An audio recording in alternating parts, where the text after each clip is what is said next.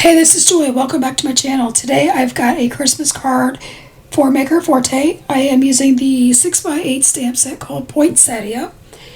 And I choose to emboss this with embossing ink using my Misty. And I make sure to get down a good amount of ink so that I only have to stamp it one time.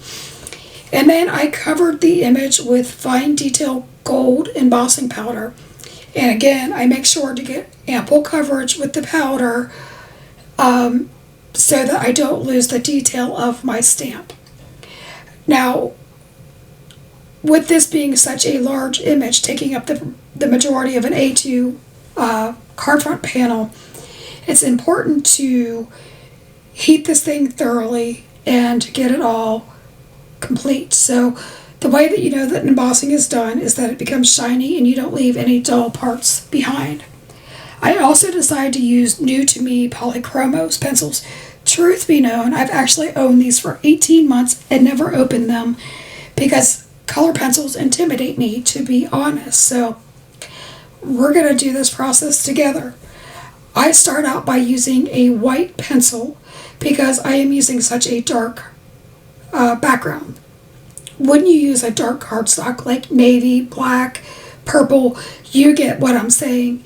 You need to put down a white so that when you use your colors on top of it, they will pop. If you go straight down with color on a dark cardstock, a lot of times it doesn't show through or you lose the saturation.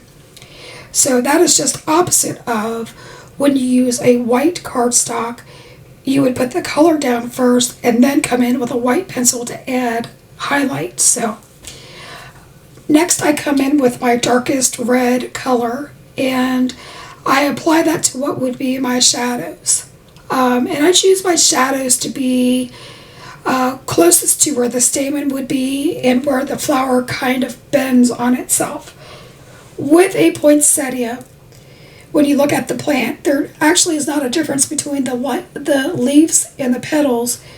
It's just based on how much light they get, what color they're going to be.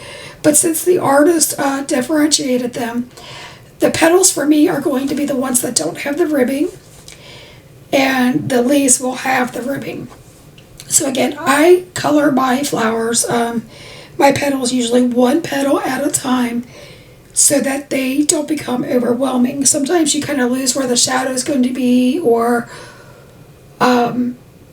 what the process is. So if you do a flower one petal at a time, you will never get lost. That is my recommendation no matter what medium you are coloring with.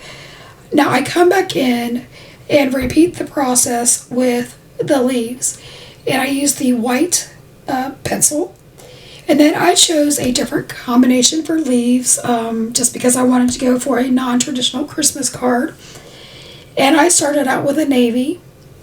And I put those in the shadows. And I also put the navy so that it would radiate out from the center of the leaf, meaning where the crease would be. And then I used a jade green color as my midtone. And I fanned that out, and then I came in with a light aqua color as my lightest, and I just put those in there, and I'm just showing that gradient. And then I obviously repeated that with every leaf. I did most of the leaves absolutely the same. I just wanted you to see at least one more leaf being colored. Just a little update on makerforte. We have a Lift Your Spirits on August 3rd on the YouTube channel. And then we have the Crafter Party Weekend on August 27th and the 28th. And you can check out makerforte.com for the details if you are interested. Now I'm just about finishing up the sleeve. I do sometimes add a little bit more aqua going into the centers just for some highlights. But again, it's up to you how you want to do it. Now when I tackle the second flower, I colored all of the leaves white because at that point I already knew what I was using for a leaf and what I was using for a petal. And I repeat the process going one petal at a time with my dark color, then my midtone red, and then my bright pink, which actually it's really not a bright pink, but on white it does. Now in real time, I left in the difference. I brought in the navy blue pencil again, and I'm drawing in the shadows. So anytime that there's a leaf that is on top of the other, I create the shadow, and also where the center stem would be going up the leaf, I also add a shadow. And if you look at the two different flowers side by side, because I haven't finished the first one that way, there's a huge difference in those two. I also brought in a gold pencil to do the stamen, and I didn't like it, but we're going to fix that later. Next, I bring in the Sugar Plum Color Hive ink, and I ink that around all four sides of the cardstock. Now, polychromos are oil-based, and you also have the embossing. So if you would ink too much over onto your floral, you can still buff that away because the oil of the pencils will resist the ink.